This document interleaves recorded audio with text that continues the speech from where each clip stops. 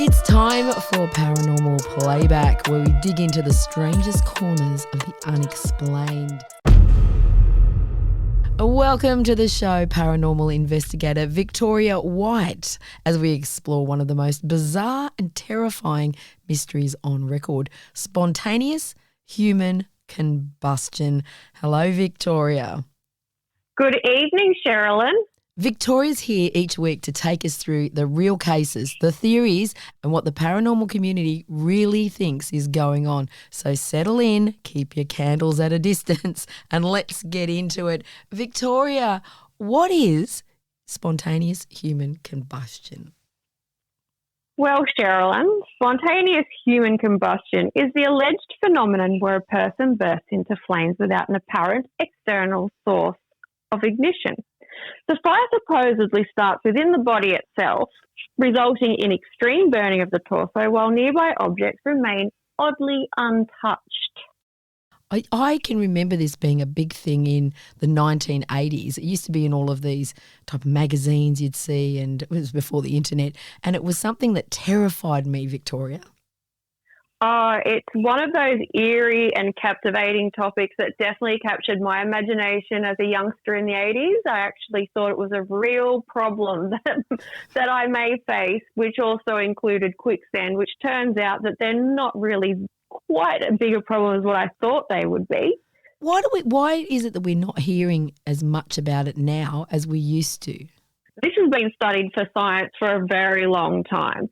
And one of the theories, and I believe one of the most plausible theories, is it's called the wick effect. Scientists believe that a small ignition like a cigarette or some sort of spark will start on the human clothing, and then the human body fats, as they heat up, they kind of act like a wick in a candle.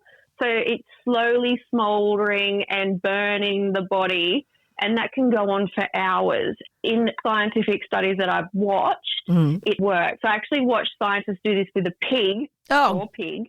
Thank you for going that extra distance for us, Victoria. It was bound for the butchers, but it ended up in this scientific experiment. And they dressed this poor pig up in clothing. They put a cigarette on top of the pig's stomach.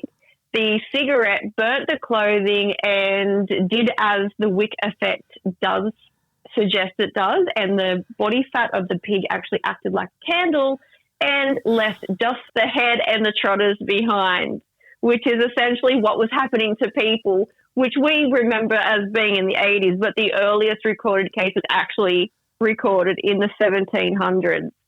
Oh, and so is this a case of people smoking in bed and people don't smoke in bed as much these days? Well, I think really why it is not a problem anymore is the invention of smoke detectors. So obviously we do have a decline in smoking, but back in the past, if you fell asleep and you're in a dead sleep, maybe you drank a bottle of rum and you just completely passed out and you turned into this big human candle and you couldn't wake up in time to stop it.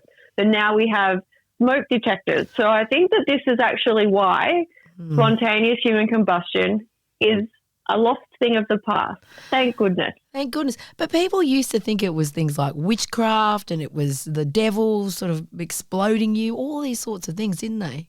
They sure did. But, I mean, they used to always blame everything on satanic worship and witchcraft, didn't they, back in the day? They did back in the day. It's so interesting, but it was something that it terrified me whenever I thought of it, but it was something that was such a big, big thing. It really was, and for the people in our age demographic, they will remember many an episode on TV about this phenomenon. The younger generation may not be quite so used to hearing about it, which is a good thing, but it definitely was a thing. And I was actually curious myself as to why we didn't hear about it anymore. And through my investigation, this is what I found. It's due to smoke alarms.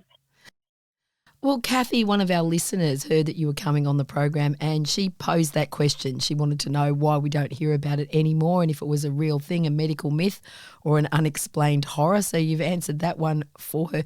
A huge thank you to you, Victoria, for these insights on human spontaneous combustion.